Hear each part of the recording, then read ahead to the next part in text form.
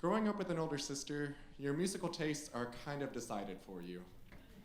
I'm not saying that she made me gay, but listening to the Spice Girls, Britney Spears, and the Backstreet Boys constantly probably didn't help the situation.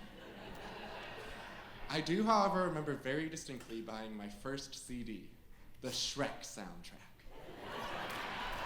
Listen, that movie had an amazing eclectic mix of music. From Smash Mouth to Rufus Wainwright, it had it all.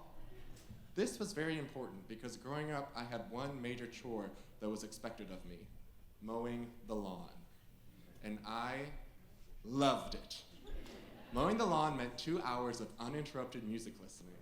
The only downside, I am old enough to remember a time when electronic devices that began with the letter I didn't exist yet.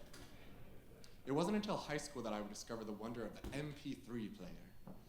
Before then, you had to be very careful with your CD selection because you'd be stuck listening to the same 10 songs the entire ride.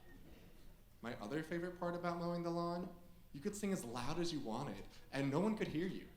I would tear through the yard belting the Phantom of the Opera or the Lion King soundtrack, or sometimes even Top Gun. Leave it to me to put the mow in lawn mowing.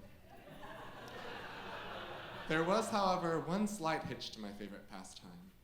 There I was, driving along, listening to the quintessential cover of Holding Out for a Hero by Jennifer Saunders from the Shrek 2 soundtrack.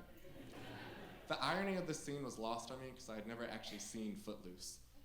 I was simultaneously rising up the hill as Jennifer was rising with the heat, but as I reached the top, it wasn't a Superman that swept me off my feet.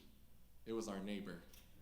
He had been watching me the whole time as I've been driving around lip-syncing for my life. For you see, although nobody could hear me singing, they could see me. After that day, I learned to sing like nobody's listening, but to mow like somebody's watching.